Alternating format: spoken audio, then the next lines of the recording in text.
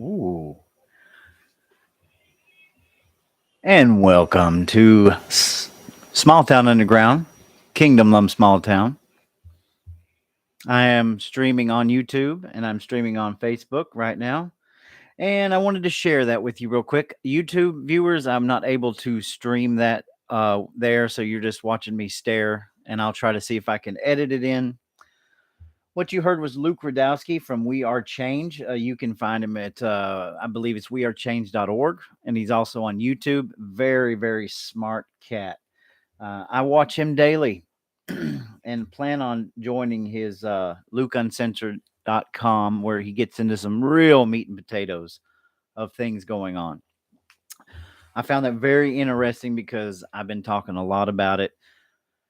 People have been talking a lot about it and it's not going anywhere. So we're just going to keep rolling. So, what you just heard was a snippet from today's video that he released on in China. What you are going to hear more and more about the ESG score, okay, which you already have, which is already implemented deep away from us at the moment, but will continue to come forward as we go day by day. That if you have a low or negative score, you cannot even use the public restroom and use toilet paper. Okay. That is the kind of tyrannical power that this ESG score and all this artificial intelligence will have on you. People like myself will not be able to go use the bathroom because we question authority, question the system, and all these things. So it sounds absurd. All right. It sounds absolutely absurd, yet it is happening in China. And keep in mind that your wonderful Bill Gates was the person who went on live television or TV saying that China was the example. These are the people that the World Economic Forum are saying are the model example for what the world should look like.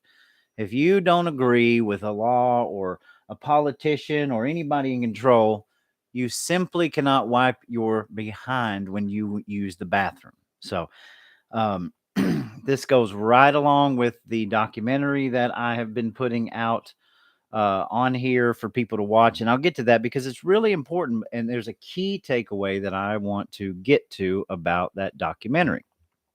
Something I covered well over a year ago when I first started into this social media experiment. So before we get into all that, I'll try to keep on track here. I want to just send like many special thanks for people who are supporting what I'm doing here. It's crazy to me. I'm in kind of uncharted territory. I told you all when I first started back that I was going to be getting into some video editing and some clips, and so I'm able to do that across the platforms I'm using. And on Monday night, I simply went to my brother-in-law and I. We share a lot of the same views, and we go to other meme places and video places, and so many things are going around. And he showed me this pretty funny uh video that I put on a reel because my friend Tyler said, "Hey, you need to make some reels." And I'm like, "Okay, that sounds good." So I've experimented a little bit with it. Now, this is not my forte, but I made this one reel just sitting at work, made this video reel. I thought it was funny and didn't think it would get anywhere at all, which this is crazy to me. This is crazy. Um, but so far this thing's got 3.5 thousand views. Now that's scary territory for me because it makes me feel very uncomfortable, and this thing's spreading like wildfire, and it's crazy to me how quickly that's traveling. But so who knows, they're liable to track me down and just kick me off every platform. But anyway, I'll post it if you haven't seen it. It's pretty funny. I look at it objectively. I know a couple people that I don't know have sent messages. Do you think would you think this is funny if it were in a different situation? Well, yeah. I mean, it's pretty funny. It's not really. It's the objective of people screaming and profanities against each other out in public. I mean, in any setting, that would be funny to compare it to an animal voice. But anyway, it blows my mind that it's going that viral. But I just appreciate everybody that's like supporting this. It's mind blowing. The connections we're making. That being said, here we are. And you heard the clip for yourself. Your lying ears have heard it in China right now with a social credit score, along with this documentary that I shared that was several years old.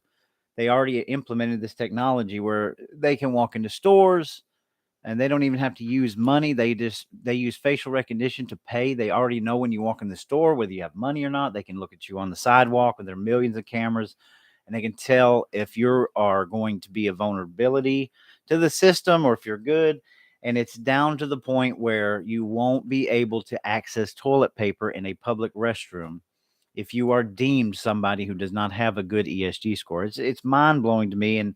But America needs to wake up. We need to wake up and realize that whether we want to believe these kind of things or not, it is coming and it is happening, and it's all up to us to stop it, right? So craziness all around, just clown world we're living in. So I want to talk just a little bit. If you see right above my head, I've added a new thing to the wall. This is what I am my effigy for our current, how do you say, person that is in the president spot, is about the best way I can say it. While on President's Day, he decides to go to Ukraine instead of worrying anything about Americans, our border, Ohio, any of the calamities that we are actively going through, which are far too many to list. And he's over in Ukraine promising pension money, more weapons, no talks of peace whatsoever, and looming us ever closer to World War III. Pete, I don't know how you say his last name, so I'm just going to say Pete Butt Judge. I don't really know. I've heard booty juice, buttajig, whatever. Laughing stock of his job as with the transportation secretary. Give me a break. Spent more time last week worrying about the color of the skin of workers that would be in any kind of areas than he did care about Palestine, Ohio. And I'm not going to go into crazy detail about that. I am going to share some stuff about it, Ohio.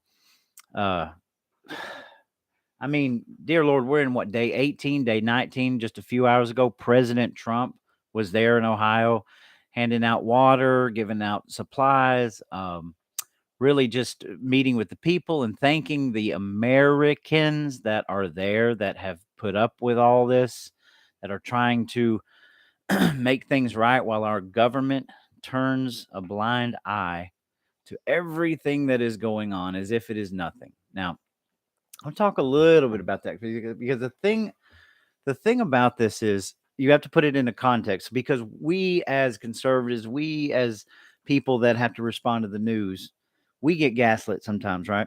One thing is correct, that there are a lot of train derailments every year, just like there are a lot of car crashes every year. There's a lot of these things that go on, right?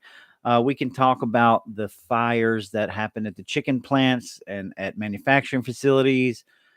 These things do happen. If you go and you look up the statistics, it'll tell you statistically, that these things happen every year. But the problem is it something that we have never been paying attention to?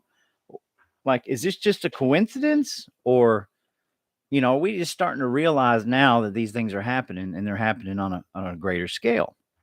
So it's we're getting attacked from every single facet, every single side of society. We go back to the cities, we go back to our communities.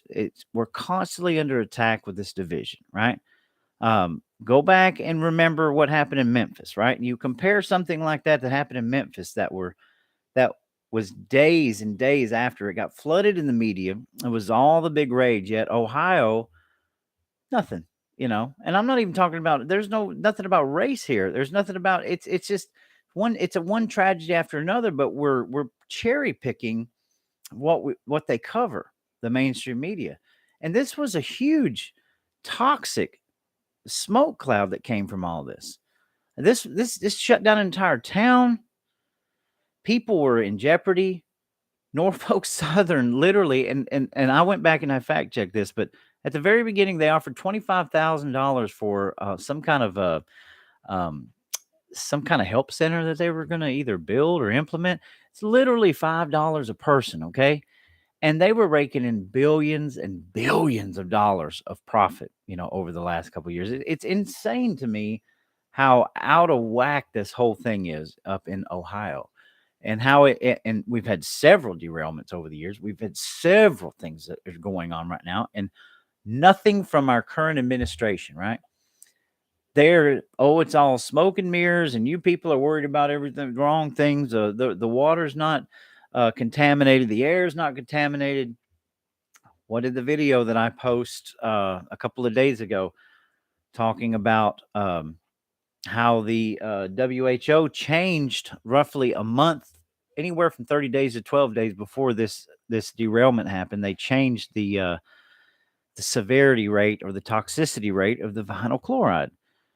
I mean, if that's not a coincidence, what is it? What is going on here in this country? That close, and all of a sudden we have a derailment of about what? I believe it was 30 cars.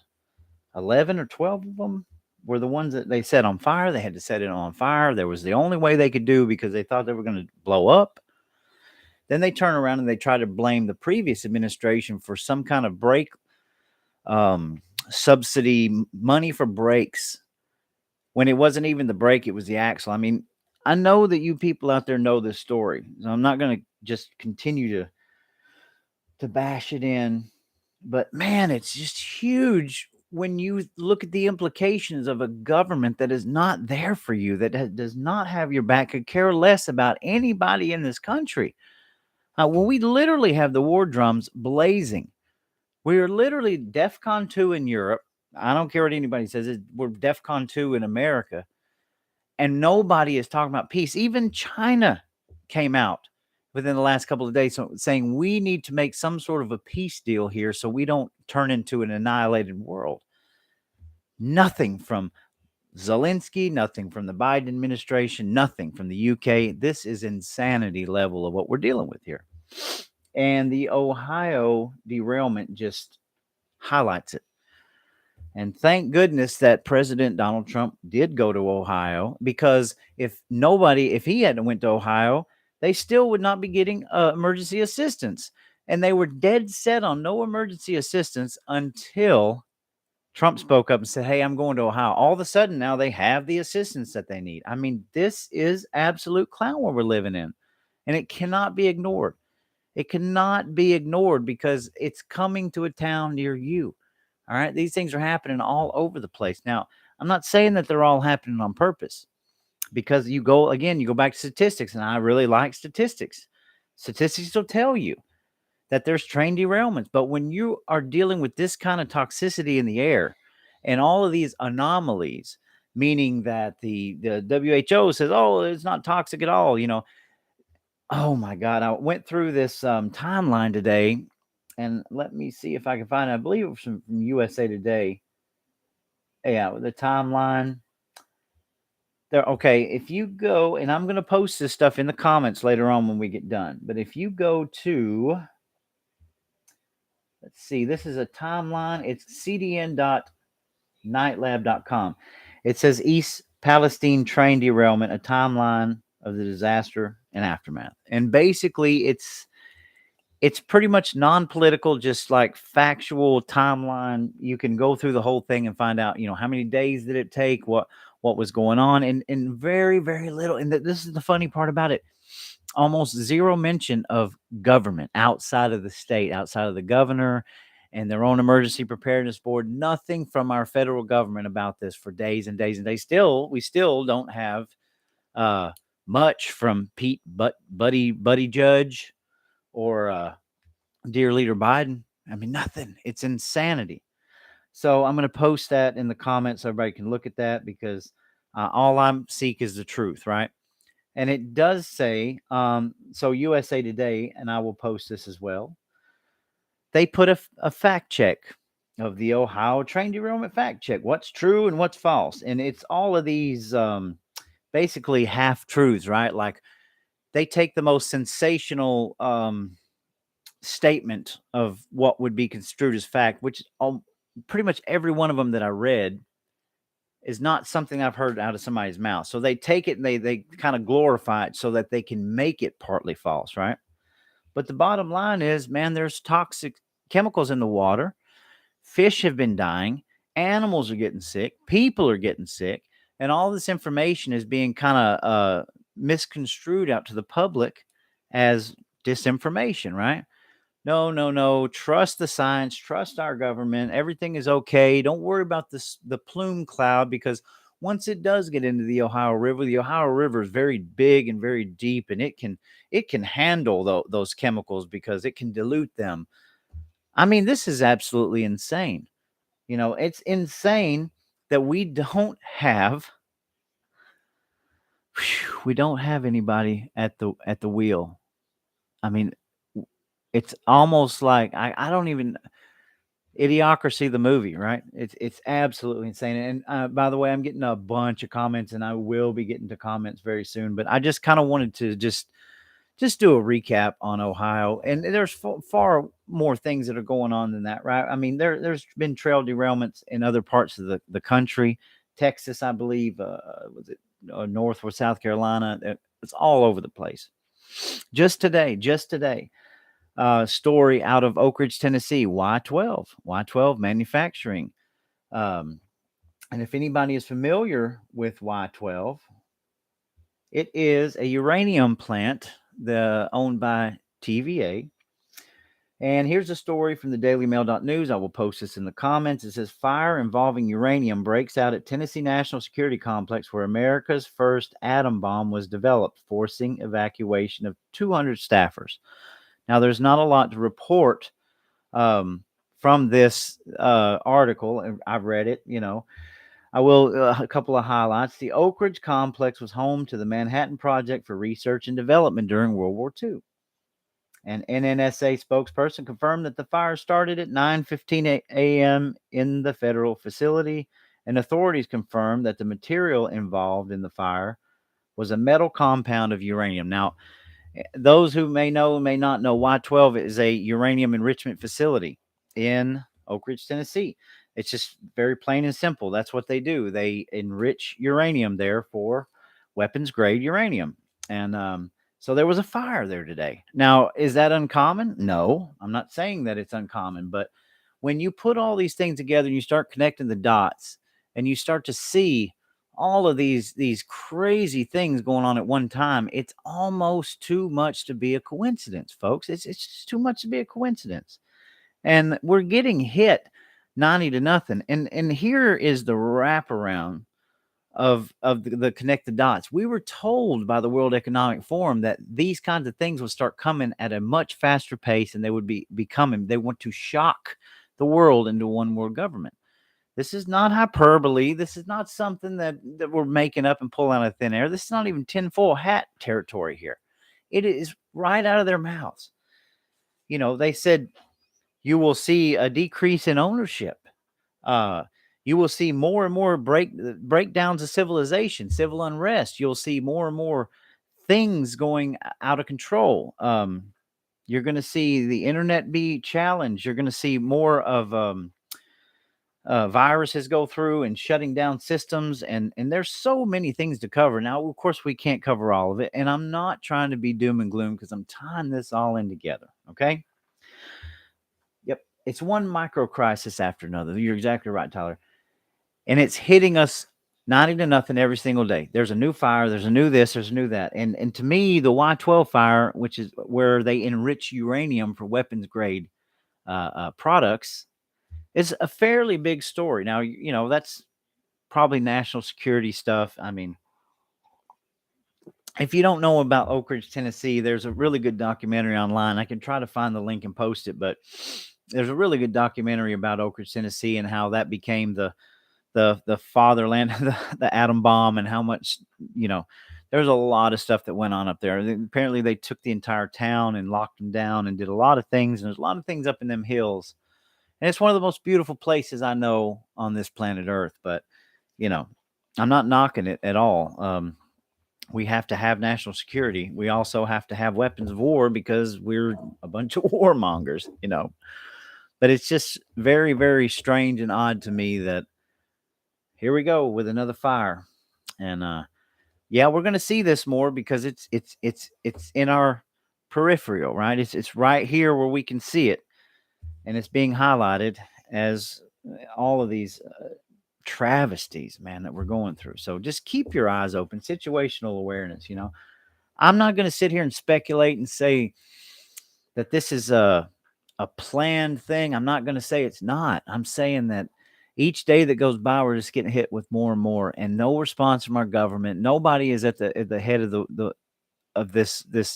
Nobody's at the wheel, man, and nobody's going to be at the wheel. And this is why that I'm doing, continue to do what I'm doing, because we're out here in left field, kind of by ourselves, and things are going to roll out of our control. And the only thing we can control is talking with each other, uh, uh, meeting each other, you know, making sure that our communities are safe, because in the end, we're going to be leaning on each other. And that's just where we're at, y'all.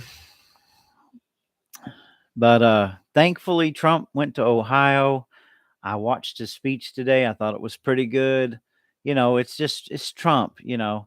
I mean, what are you going to do with him? He's always going to find a couple of slights in there, but I mean, if he hadn't have went, God knows if they would have gotten any kind of relief. And if you do any research on the town, you're going to find out, man, it's a poor town. So much business and industry has moved out, and you know, it's pretty crazy. I mean, they need help bad, you know. So our thoughts and our prayers do go out. And I don't care about you naysayers that say, "Oh, thoughts and prayers don't save nothing." Well, guess what? It's the thought that counts. So, you know, I'm praying for those people. I'm praying for our waterways, our animals, our marine life, praying that you know, nothing has been messed up beyond repair, because something I'm not covering tonight, but a lot of the buzz is around is about how toxic land can be taken away from the owner and distributed or redistributed to the federal government. So we'll cover that more. I know some of you out there know exactly what I'm talking about. So that's a very, very interesting thing when you add the World Economic Forum and you will own nothing and you will be happy. How they can take away your land and deem it toxic. So, if gaslight was the most used word of 2022, and you can look it up, it was, then I would say the word escalation will be the most used word in 2023, because every single day seems to be an escalation. Escalating here, escalating there, and it's always like when you think that it can't escalate anymore, bam, it escalates again. So, I really think that's going to be the word of 2023, because literally, I'm not joking with you. The word of the year for 2022 was gaslight, and so a lot of you know what that is. You can go look it up and see for yourself. Um, so I want to also talk about this woman in Georgia. Now, this is kind of breaking today. I think this came out last night. And after I do this, we'll start on the comments before we get to the rest of it. But I'm trying to find her here. Um, this is a crazy story. But this woman who is in Georgia over, let me just go here. She is, I guess, the head of, they're trying to indict Trump. You'll have to pardon me for just a second. I'm getting phone calls. Matt, if you're out there, I will call you back, brother. But I'm trying to think where this is at. You just have to bear with me for a second, because I got to get this girl's name, and I didn't get a chance to get it before. But you probably all know who I'm talking about too. If anybody's in the comments, they can. Oh, right here, Trump grand jury member Emily Kors bonkers interview about recommending his indictment. So what I'm going to do is just kind of, whoop, I'm going to stop here, but I'm going to play this for you. All right, because this is insane. And I got to point to all this, but man, I couldn't believe when I saw this. I was like, this is the best they have for an indictment in Georgia against Donald Trump. Are you freaking kidding me? This is my home state, man. But I'm going to go ahead and play a little bit of this. And I apologize for on YouTube. I'll see what I can do to fill it in.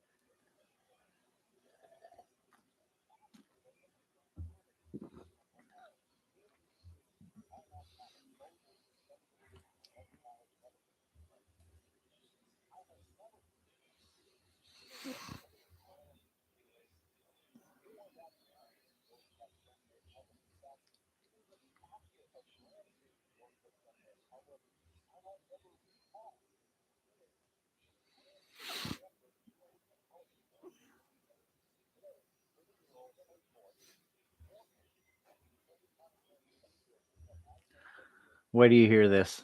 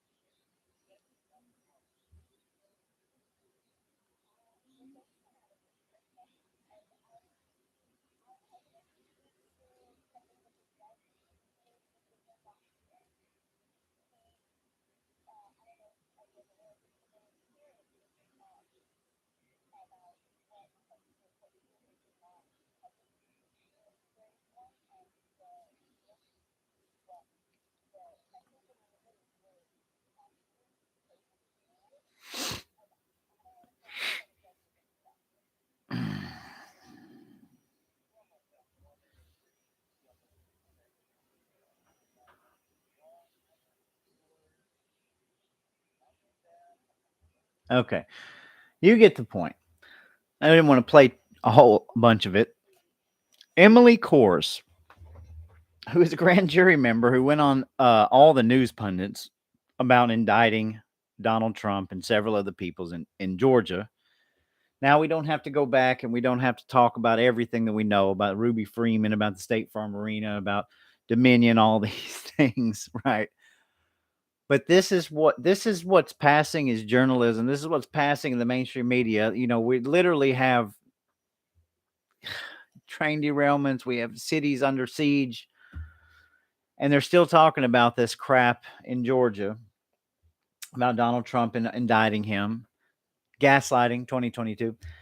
But this is the best that they can come up with. This little giggling girl that is on TV that can't say anything about the case per the judge, per everything else, but just kind of head nodding and giggling to where she thinks that this is going to go and what she hopes to intend to do. I mean, this is where we're at. This, by the way, that clip was from Mark Dice off of YouTube. One of my absolute favorites. If you're not subscribed to Mark Dice, please go and subscribe to Mark Dice. He's one of the best pundits I've ever seen, and I've been following him for years.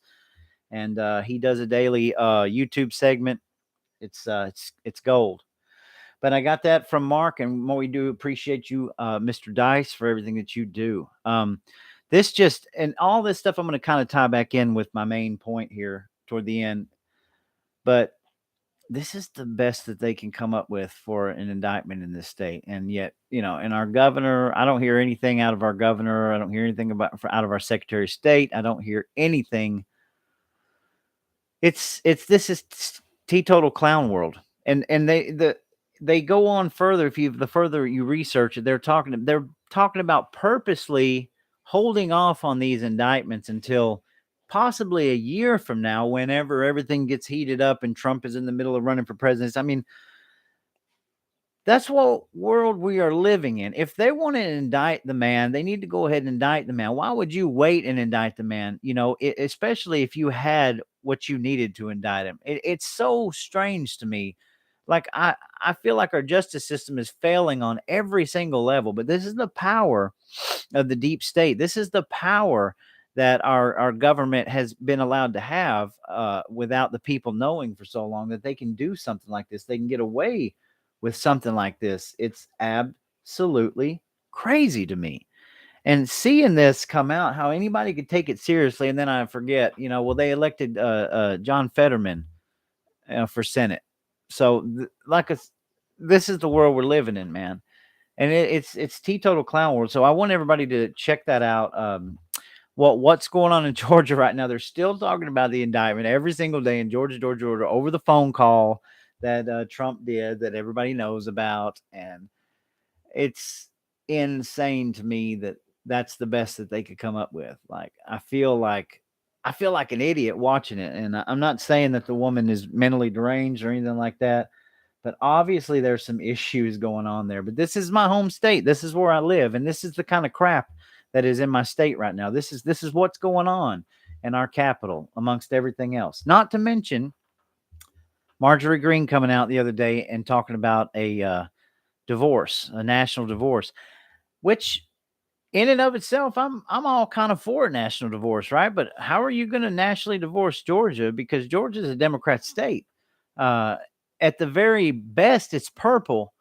But when we have these kinds of things going on in this state over nothing, how on earth are you going to divorce Georgia? And I'm not planning on moving away from my town, or my people. So it's kind of crazy when you think about it. But I mean, I'm honestly glad that these discussions are being brought up, because it's something that needs to be brought up, because we are in insane clown world territory. So I thank Marjorie for saying something like that, because I don't know what else to do. Like, this stuff's just going to keep rolling at us 90-0 all over the place. So let's do some comments real quick. All right.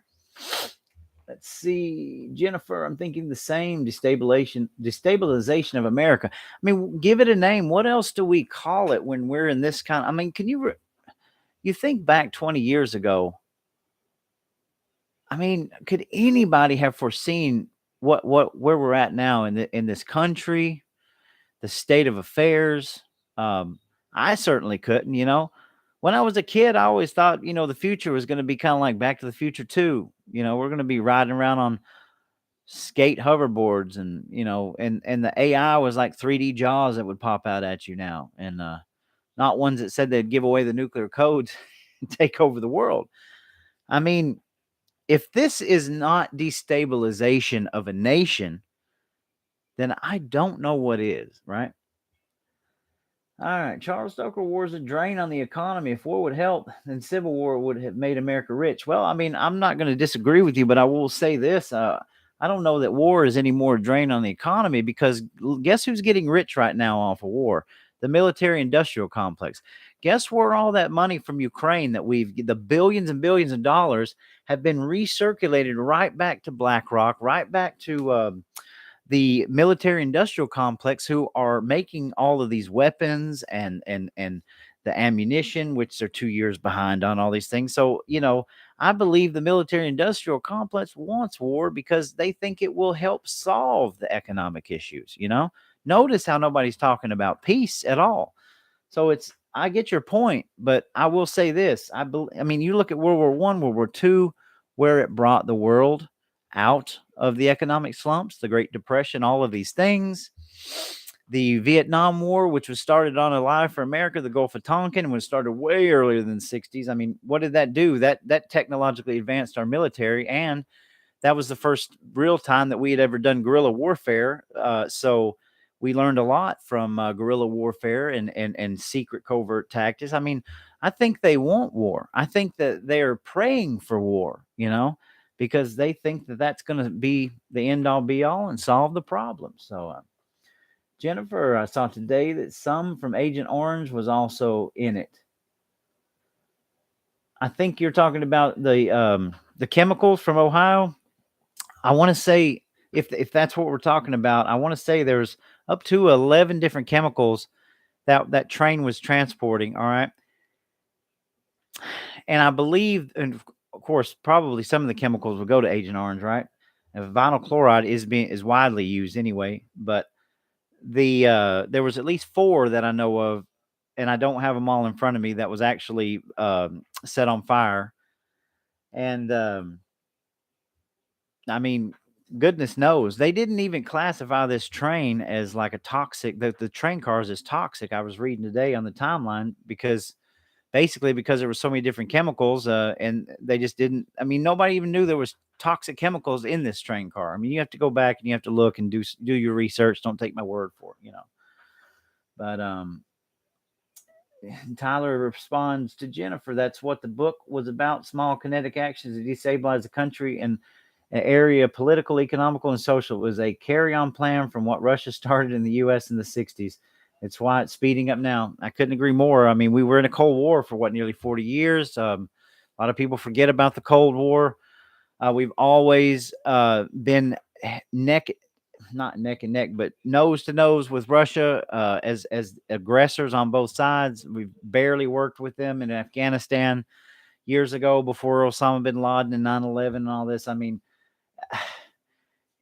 and then Russia dominated as our main aggressor for the entire Trump presidency, right? They were the colluders. Don't get me started in that, but it's insane how we had 3 years of peace, 4 years of peace under a president, and then we went right back to where we left off before. I mean, literally right back, and now we're in nuclear territory. So exactly, from Charles. It says, Tyler, we have Russian nuclear bombers skimming Alaskan airspace all week. You're exactly right. Man, there's a lot of activity going on. Several people that me and Tyler both follow, they keep an eyes on the skies. They're keeping eyes on everything here that's going on.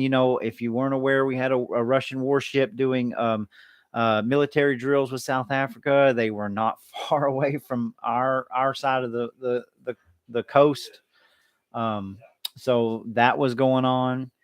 We've had just, man, there's so many things going on, almost too many to list.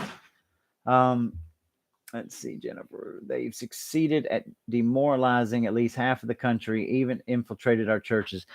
Yep, you're absolutely right. Now let's talk about that one for just a minute because I want to talk about voting for just a minute. And I'm moving a little quick because I don't want to be on here forever and start getting bored.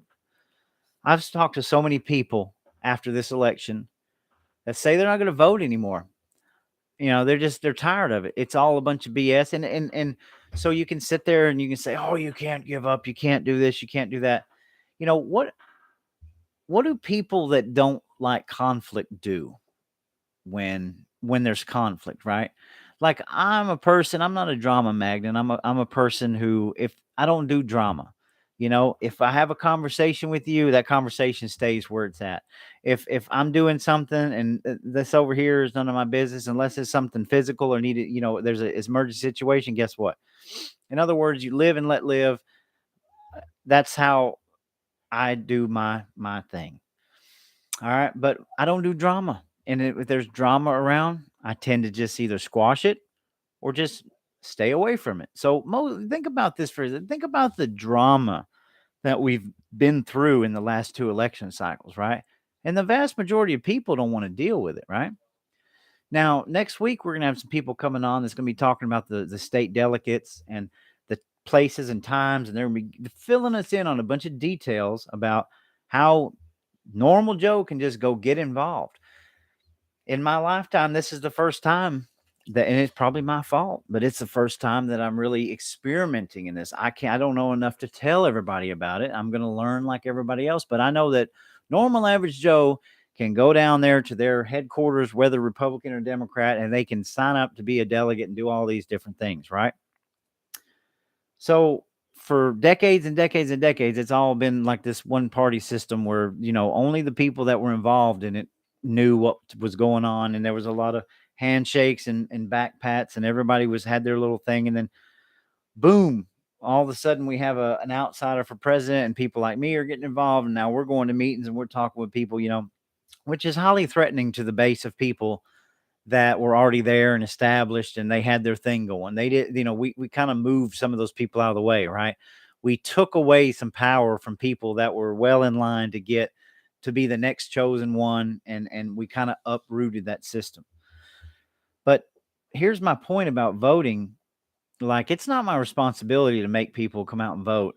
And if you watch this AI documentary, you'll see how certain things in the past that I can't say here have been manipulated for voting, and not even in the scope of what we know from the last administration. We're talking about stuff that was going on before. But what do you do with people who are sick and tired of this? They've been through all this. They've been through the runoffs. They've been through the election situations, and it's all a bunch of drama and nonsense and BS. And so can you blame somebody for saying that they don't want to vote anymore? Like, they're just tired of it? Can you blame anybody for not wanting to participate? I mean, they weren't participating maybe 20 years ago anyway. So it's like, I'm trying to do this. I'm trying to do that. I'm living. So I wanted a message to our politicians out there, wherever you're at. It's not anyone's responsibility but yours to get people out to vote. And if we're not, if people feel like that their election integrity is being violated over and over again, if they don't trust the system as it is, then it's not my responsibility to tell people, sure, I'm going to vote, and I'm going to use whatever little influence I might have to just keep people engaged. But at the end of the day, it's the politician's responsibility. It's the state's, it's the government's responsibility to bring back trust to the people for institutions like elections and voting, right? It's not it's not my duty to try to make people believe that, hey, your vote's going to count and that everything's going to be hunky dory. It's not. And unless our institutions can instill some sort of trust again, I'm afraid it's going to be real bad coming up in the next election.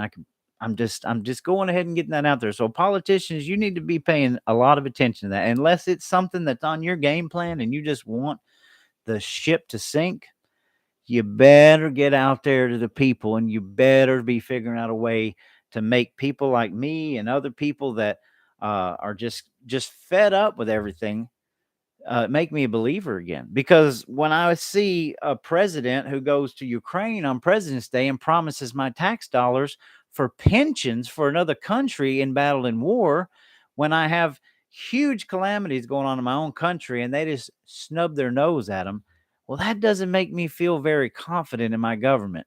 It doesn't make me feel very confident that anybody's got my back, you see. Is it all by design? Maybe so. But I wanted to bring that up because I'm telling you, the voice of the people are pissed off and they're fed up and they don't want to participate anymore. And, you want to keep your positions, you want to do things, you're going to have to instill some confidence in people. And the way it's looking right now, I don't see that confidence. You got a couple years to figure this out. The more we see this crap going on in Georgia with this woman and Trump and all this stuff, the more we see that, the less anybody wants to participate in this system or any other system. The less we know about ranked choice voting, guess what? I mean, the more people are just going to get fed up. So, politicians, you better get on it because, like I said, if you want people to back you, you're going to have to restore some confidence. It's a no brainer. So, yeah, we feel a little demoralized. I feel demoralized every day because I'm an enemy. I've got so far 3.5 thousand views on something on a whim that I just posted. And guess what?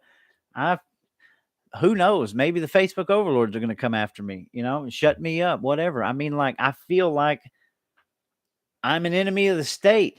I mean, that's what I'm being made to feel like. So, you understand? Give the link one more time, Jennifer. I'm not sure which link, but I will give it to you. Oh yes, I have been dealing with these new woke Christians. It's crazy stuff. Yeah, there's a lot of stuff going on there. I won't get into it, but you're right about that. God is just being distorted in every way, shape, and form. Me too. I recently left a church because it's headed that direction. Yeah. Well, I mean, I'll get to that in a minute. I went to school just north of East Palestine. Leftist population of woke socialists abound. Thank you for that, Charles. Like I said, there's a mix of people everywhere, and we pray for those people. Jennifer, they sure are downplaying the uranium nuclear plant. Yeah, I mean that happened, I believe, 9:15 this morning. Not going to hear much about it, and you're especially not going to hear about it because it's Y12. So, hopefully nobody got hurt in that, and hopefully that whatever happened over there, because it's bits and pieces, whatever happened over there, it's contained. Let's just hope. Tyler, there was also a massive fire and explosion in Florida today. Yeah, that's some more. I planned on kind of having a list so that we could discuss it, but I wasn't able to get that. But yeah, there's, like I said, it's everywhere you turn around. And now, not saying it's not a coincidence or it is a coincidence, but our eyes are on all these things now. So that's what the media is pushing out, and we're going to hear about every single one of them. And it feels like that more is happening. It feels like that something is in the air, spidey sense. It does not feel like this is a natural thing going on in this country. So, um, what was it that called it? Let's see, Charles, not the first time a bunker blew up. Yeah. Micro crisis. Yeah, there we go. Jennifer says Facebook stopped the live for me. I'm still showing that I'm on live. Okay, it looks like I did drop out for a minute at some point, but I'm here. Tyler says the amount of people crossing our border, it's only a matter of time before we have a major attack. Absolutely correct. We could talk about the border for another hour, but it's just another facet of America that's being completely ignored by this administration. And no matter how much truth comes out, no matter how many people try to highlight the situation, or no matter how many times the statistics show what's really going on, there's nothing but lies from the mainstream media. There's nothing but gaslighting going on. And it is an escalation, right? So yeah, I mean, uh, it just it's almost too much to even believe like that we're at this point in this nation, especially with a brain dead vegetable above my head here, and I'll show that to you before we leave. Okay.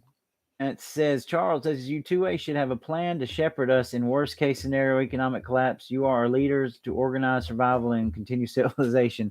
Well, that's a big I don't know if I'm capable of all that, to be honest with you, but I will say this. I said that this gets talked about constantly, and I can promise you, and I am biased in this nature, but I can promise you that we have some of the best law enforcement that around in this entire United States right here in our areas.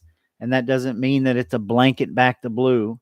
We have problems everywhere we go, but I'm telling you, there's some of the best law enforcement people and some of the smart ones with the common sense and those who know what's going on. So, and take that as you will, but I'm as a bail bondsman, I know, and that's why I'm biased. And when I look at other things, I'm like, come on, so many dealings with them, and I know that we've got people here that care about this community that you wouldn't believe. So, like I said, things that I couldn't even tell you that I know that we, if our community is ever in an emergency state, people will be together. People will come together. So Tyler says polycrisis is what they, WEF, are calling these events. There you go. Every single day we get more and more information from the World Economic Forum, and then people want to write it off like it's just conspiracy theory. And these people are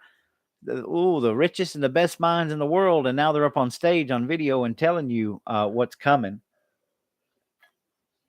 I mean, come on, man. I'm not making this stuff up. I mean, you can go look it up. Maybe you don't want to look it up. Maybe you don't want to know. But I would, in particular, would want to know, because I want to know what the crap is going on, because I have a family. I have got children I've brought into this world, a wife. I've got friends in the community, relatives. And as long as I have a breath in my body, I want to know that those people will be okay, because I've lived in a country where a lot of my life has been halfway decent. I've had a good life. I like to be left alone. I like to live in the places outside of the cities. And I'm not telling the cities what to do. They're doing it on their own. But polycrisis, man. I mean, it's going to be one after another. This thing has to gaslight to the point of dramatic, I said it earlier. I'm losing my train of thought, but it's gonna come fast and swift. And Charles, deliver some evil. I'm into that. Clown world. Jennifer says brilliant. Mistrial. Yeah. Let's hope so for a mistrial. I mean, that it's just so stupid. And like I said, I urge everybody to go watch the Mark Dice video. There's several of them floating around. And CNN did I mean, even the anchor on CNN was not taking it seriously. God have mercy. That's the best they got. But war never brought us out of depression. Selling to the warring nations brought us out of the depression, not war. Before we entered the World War II, we sold to both sides. Well, there's no doubt about that. We could go into some crazy territory about the Bush family and the oil tycoons and all of the ways that we played war on both sides. And then, of course, our CIA and our special three-lettered organizations that could agent here, double agent there. And you can go into the conspiracy theories of James Bond and MI6. I mean, yeah, of course. And like I said, there's a lot to unpack there, Charles, and I don't disagree with you. I do not. But it seems to me that everybody and their brother wants war. And the only people that I see that are making the money are the people that run the war machines. I mean, and so, but yeah, but I got you. Let's see, Jennifer. Pennsylvania Republicans got all their people to request mail-in ballots in their special elections, and they won overwhelmingly. We need to try the same user tactics, assuming we have an election. Yeah, Jennifer, I remember the information you sent to me about that. It's something that we should be able to cover, pending an election. And I had some conversations over the weekend about that very same thing, not about doing that, but about having to do that. And there's a lot to unpack there as well. Man, we should do a live stream together and really talk about that further. But Charles says, participate in taking back our freedom. Yes, sir. Jennifer, they've lost all accountability. That's exactly what I'm talking about. Where is the accountability? Where is anybody standing up and taking accountability for anything that's going on? In other words, it's all a projection. They're projecting it on everybody else and blaming on everybody else. Norfolk Southern, there's a list of 10 people that own Norfolk Southern. BlackRock is the number one highest investor in Norfolk Southern. Okay. Raked in billions of dollars in profits. And we're going to give the people of Ohio a few days ago the equivalent of $5 per person. If that tells you anything, if that doesn't tell you anything, I don't know what will. Of course, they've set up now a charitable foundation for $1 million and blah, blah, blah, blah, blah. But, no accountability. No accountability in our government. No accountability for our money. No accountability for what we're sending overseas. No accountability for anything. Anything. And how do you expect people to have faith in a system where there's zero accountability whatsoever, where there's nobody that's telling you the truth? Everything's questioned I'm getting to it. Little hope for 2024 elections with the rate AI is rolling out. Amen, brother. That is one thing I've not even covered. When you look at how crazy is it for, all right, how crazy is it for Bob's voting system to be implemented, fully electronic, Bluetooth capable, can hook up to the computers, to the internet. How is it even rational thinking to think that something like that can be 100%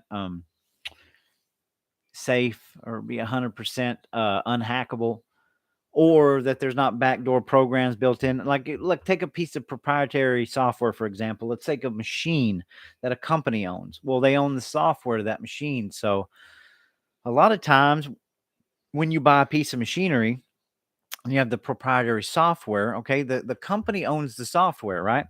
So you can't just give your key codes to the employees of that said company, because that's the contract. Well, if the machine tears up, we'll have our techs come out and we'll have them go into the systems and log in and fix whatever, because it's proprietary software, which is what Bob's election systems are. This is proprietary software. So they have to have a master code to get in, to do things, to be able to fix things and read code, whatnot. All these things are things that have been brought up years ago that you can't talk about now. So how on earth can we skim over that kind of stuff? Don't tell me that these systems aren't capable of manipulation. So we, the people, have to band together. Crooked politicians are not the answer. Stop begging them for anything they don't like us. Well, I couldn't agree with you more on that. So, yeah, I mean, I don't know what the answer is. I'm just here like everybody else talking and saying, what do we do now? And watching the America flush down the toilet, you know? All right. So I'm getting to my last and final point. And thank you for hanging with me this long, man. You guys are great. So here we are in the looming threat of war. Japan orders Tomahawk missiles. Japan is still under treaty with America. They don't have an army. They're massing an army now. Same with Germany from World War II. All of these NATO countries that don't have very big armies at all, that are now trying to gear up, become nuclear ready, buy all the missiles. We have at least, I want to say, 24 to 28 month backlog on ammunition and other warlike missiles, bombs, you name it, where we've used so much ammunition in the kinetic skirmishes of Ukraine and Russia. And wouldn't it just be perfect to just deplete all the American assets to the point where they don't have enough to go around, and then it would be quite easy probably to take over a small island or some kind of territory. So, these things are going on, and just day by day we see just one calamity after another. No talks of peace. So, be prepared for it. I've said it all before, just be ready for anything, because who knows where this is going to play out. And I can only hope and pray. Maybe China will be the savior in this. Maybe they will be able to strike up a peace deal. Donald Trump says he could speak. He could have a peace deal in 24 hours. I wish he'd give it a stab. It would be funny if he just went ahead and flew over there to Russia and Ukraine and had all of them sit down at a table and actually did a peace deal with all of them under this Biden administration. I think that would be hilarious if he would do that. So, Donald Trump, if you're out there, you need to fly over there and you need to sit these knuckleheads down in a room and give us a peace deal so we can quit worrying about nukes, for God's sake.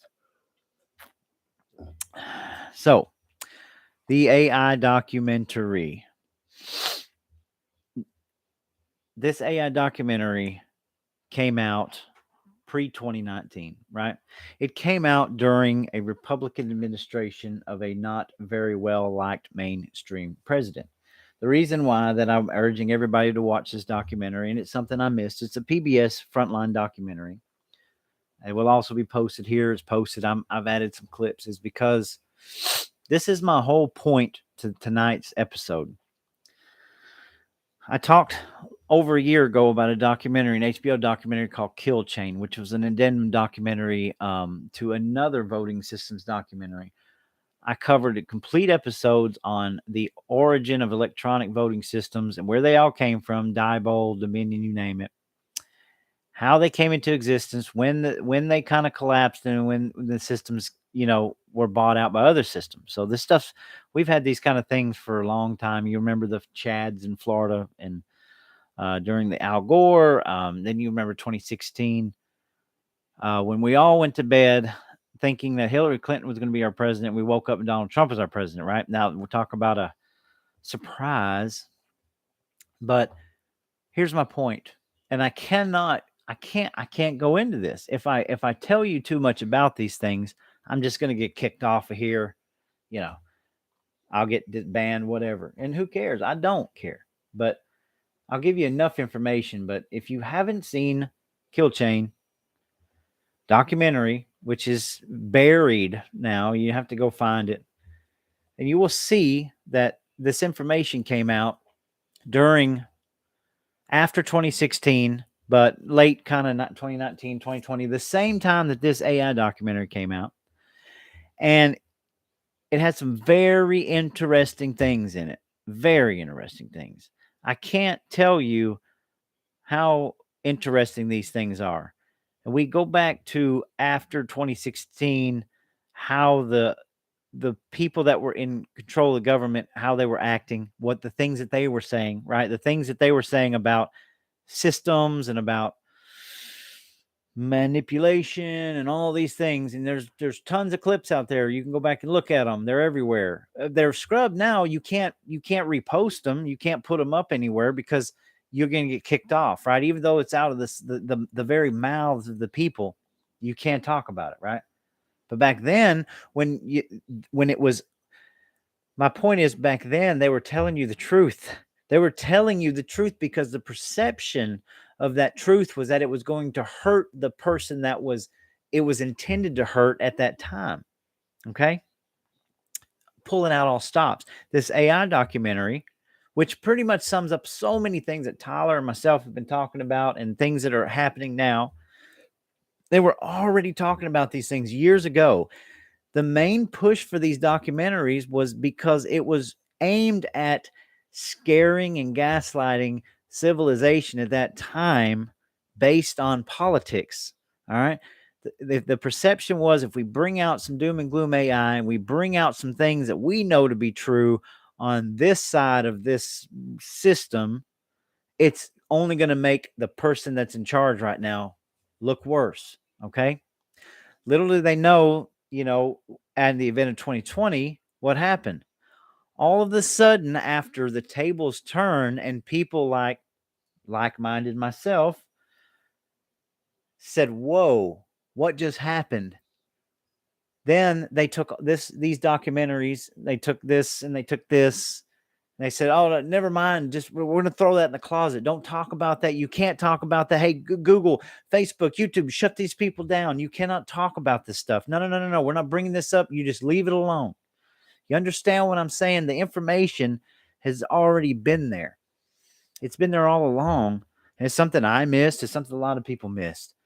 But this is a pretty big documentary that covers a lot of stuff about the future.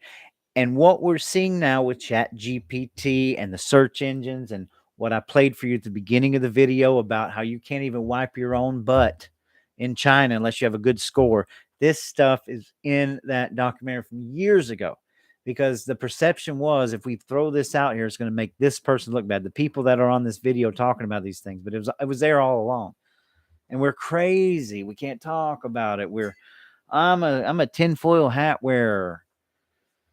They tell us everything, y'all. I've got so many things that I want to release that I haven't got to yet, but there's a terminology for it, and I'm not prepared to go into it tonight. But I just urge everybody, and I know AI, it sounds like a broken record, but if you at least watch this documentary, if you at least go back and you find Kill Chain, the documentary, and you watch it, you're going to see exactly what I'm saying, because all of this is planned. Every bit of this is planned. There are very few coincidences. We're in this state of right now where our country is like being, our country went, regardless of what you think about the last president, the president, there's no, he was he was for America first. The policies were America first. That was it. That was it. Don't think about the man. The policies were America first. And we saw that. And before that president, the policies were not America first. All right. And after that president, the policies are not America first. And you're seeing it firsthand more than anything. I always say the advent of the internet, we're only, 23, 24 years into the internet and being connected. Look how much information that we've been able to understand. Look how much we've been able to understand that things are not what they seem, right? Everybody thought the Federal Reserve was federal, and it's not. And we know that. My point is you look at what's going on now, and all of this information is easily available. It's in the it's who controls the information. And when you get the chat GPTs, you watch the chat GPT documentary, or you watch all these things, when you heard about how liberal chat GPT is being programmed, what's going to happen when you try to use a search engine and you're limited? What's going to happen when you don't have voices out there that are trying to tell you the truth, not to gaslight you, not to make you doom and gloom, but to let you know what's going on? That's all I want to know, is what's going on. What's really going on here, man? I don't need to know every national security secret. I don't need to know every declassified document, but I want to know what the hell's going on.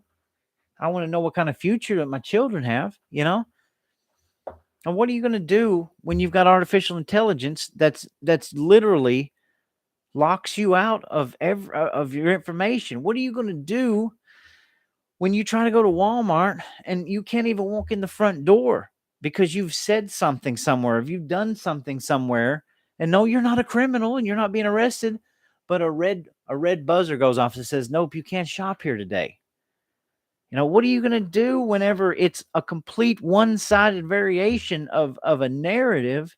You'll never know what the truth is.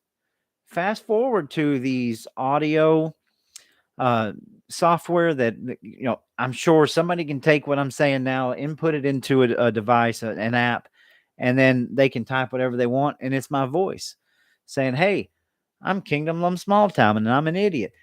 That's there. The technology is available. We've all seen the Tom Cruise deep fakes. I mean, this is, like I said before, this is kind of a natural evolution of technology, but they summed it up really well in this AI documentary, because we're so used to the technology being used for good in the 40s and the 50s and the 60s and 70s. The evolution of technology, we've got it instilled in us that the technology is always going to be there and always going to be good for humanity, right? Well, let me let you in on a little secret. Do you know what Google's motto was when they were coming up with their own artificial intelligence, which is in this documentary? It's very easy for you to sit down and watch.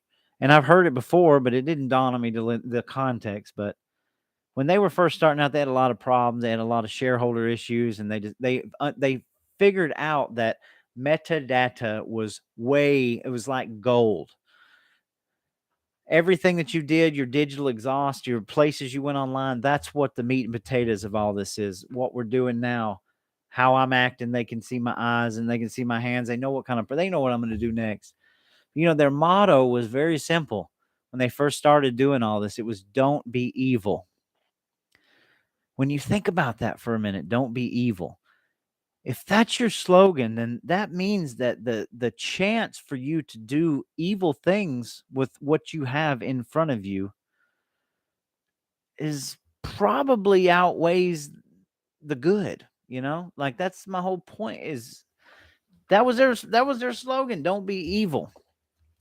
Live by that motto, fellas.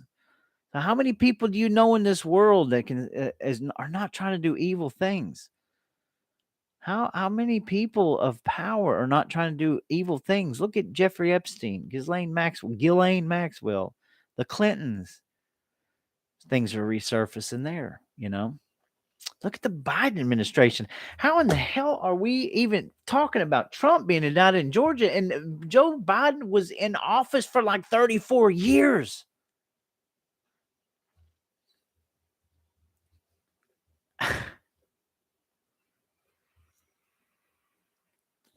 It doesn't make sense. I'm not talking about politics. I don't care what side you're on, red, blue, purple, green. Look at the situation, man. And I know a lot of you out there know, but there's so many people that's coming in now and seeing the content. Maybe we can break through to a couple people. It does nothing to do with politics. The politics are polarized and they're meant to divide us. At the end of the day, I'm going to be that dude over here laughing and joking and doing the same things and living my life. But look at the situation. Joe Biden, 34 years. Look at the Hunter Biden laptop still not being covered. Look at what we've uncovered with Twitter, still not being covered. But yet we're focusing on trying to indict Donald Trump. This is insane clown world. We're going to have to worry about wiping our butts in a public bathroom. I mean, come on. Watch the documentary. Don't take my word for it. Watch it. Kill Chain and the PBS documentary, which I will put down here. Watch it. That's all I can tell you. Just watch it for yourself. At least you'll get a semblance of where we're at, because there's only one or two outcomes here right now. There's only one or two outcomes. And believe me, they say, what did they say about 2020? This year of digital currency. Year of digital currency. So I got $6 bills in my pocket. I can go to any store I want to and I can spend $6. Guess what my dad told me? My dad told me that he tried to go write a check at a place. They won't take checks anymore because it takes too long to verify them. They can't really write a check anymore. Okay, well, checks might be outdated, whatever. But what do you think is going to happen when your currency is digital? Do you think you're going to be able to go buy that gas stove that the government deems is very toxic for your health, yet they'll let a damn smoke plume go off in Ohio? They don't give a crap about that, but they're going to take your gas stove away so you can't cook whatever you want. You see my point here? At what point are we going to be able and willing to stand up and say, hell no to this? Where are our politicians on this stuff? I mean, I love it. Hey, go out and do your committees and everything. But unless we've got some accountability, like Jennifer said, unless we have accountability, it's all theatrics. It's because nobody in the mainstream is paying attention. And you're going to wake up to your standard liberal fool out there who's yelling and screaming profanities out on the curb somewhere. They don't give a crap. Nobody cares about the truth. We do. Do you see what I'm saying, man? It's just common sense. Don't worry about Orange, man. Look at the situation.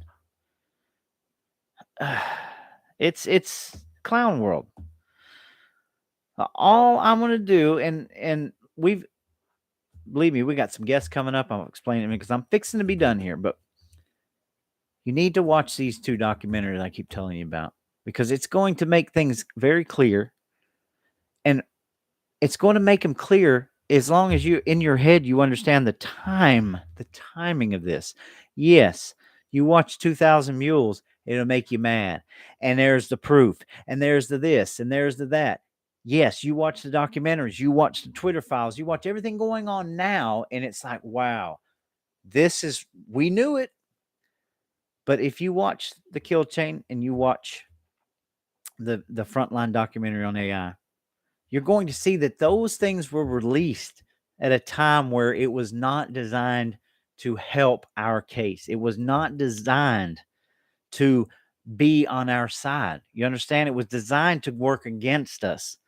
And because they told the truth and because they were already talking about these things, now you'll be hard pressed to find a mainstream documentary that would even admit half the things that are in these, because they've got control of the narrative. They want it hush, hush, hush. That's why I'm telling you this. Look at the time that it was brought out, and you realize, well, whatever we were doing at that time, it was not designed to help you, but it will make you understand all these things better than ever. All right. So, good news coming up. I'm fixing to be off of here. I am going to scroll back through the comments, but I've got a bunch of guests that are going to be coming on. I'm not going to do the order yet, but we're going to be talking hopefully next week about all the delegates and how you can get involved in your local politics, right? That's where it all starts. You become a delegate for your state so that you can stand up and fight on your principles and your beliefs, right? Because why? We're not talking about just Democrats. We don't want more George Bushes in office that's going to give us Patriot Acts. We want people that are elected for the people, by the people. We want people that have our best interests at heart. We don't want more government. We don't want more laws. What we want is to live and let live. We want to be able to live where we're at and pay for things on our own and raise our families. So you don't want any more George Bushes? You need to get out and become a delegate. You don't want any more Barack Obamas. You don't want Donald Trump. Guess what? Become a delegate. Whatever. This is a way for you to get involved. We're going to be covering that with some people locally. We are going to be covering some, which I can't wait to do. We're going to have a guest on. We're going to be covering a lot of Project Blue Beam, a lot of Project Blue Book. It's going to be a fascinating ride down the road. We're going to get into some, is it tactical civics is something that I'm starting to learn about. And so I got some cool things lined up. This will probably be my last rant for a while. That's why it's going a little bit longer. But so like I said, we're going to keep moving on. We'll keep doing reels. We're going to keep supporting everybody out there. If you have something to say, go get you a microphone. Come get me. I'll give you a webcam. I got like 6 webcams in here, man. If you need one, holler at me. Say, hey, I want a webcam. I want to do what you're doing. Get out. Get your voice out there. We'll support you. All right. I mean, this is the only way. We got to make a stand, and I'm choosing to make my stand against all this. Until they come and get me or try to come and get me. Right. This is what I'm going to do. So I encourage everybody, support your local people that are taking a stand. Support your people that are working in these parties to try to make things better. Because believe it or not, there are people out there that are really, really trying hard and believe in what they're doing. All right. Just because you got somebody like me, I don't want to, I don't want nothing to do with it. Guess what? Doesn't mean that I'm not going to support. Even if you think even if you don't want to vote, man, even if you think that it's just a moot point, right? I could be sitting up here going, hey, none of this really matters. But guess what? It doesn't mean if I feel that way, then I'm going to stop or I'm going to stop supporting people, because we have got to continue to support each other. That's all there is to it. People that are doing rallies, people that are going and standing up, we have to continue that support and love, because nobody else is going to do it. Nobody else is going to give you any love, and we need more love and more peace in this world, man. So anyway, I've got a lot of good stuff coming up, and I'm continuing to upload. As always, I'll continue to interact with people, because that's what this is all about. This is why I'm choosing to stay here more than anything. I want to interact. I want us all to I want people to teach me things. I want people to challenge me and make me think twice, like, okay, I get your point, because that's what it's all about. With this bickering and this BS of fighting and all this is over with, I had a good comment today from somebody. I'm not going to highlight that person, but I had a good comment today that challenged the reel that I put up, and I just answered him back as nice as I could. It wasn't, they weren't attacking me in any way. They brought up a point, and I brought up a point. That's what we need, that dialogue.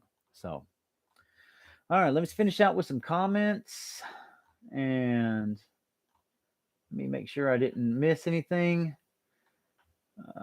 Ditch Dominion, replace with paper ballots. Hey, I'm all for it. Let's get something rolling. There's a reason they don't have an army. Yes, you're right, Tyler Martin. There's a big reason they don't have an army. And what are they? The armistices. You go back to Hiroshima and World War II with Hitler. Of course, there's reasons, and good reasons for that, by the way. But that I was just kind of stating that the fact that now all of a sudden Japan's ready to arm up, and Germany's ready to arm up, absolutely. Our government and all 3 letter agencies have been weaponized against all of us, not some of us. They're the criminals, not us. Jennifer, you are absolutely correct. And they're using this artificial intelligence to get more and more power over us in every single way.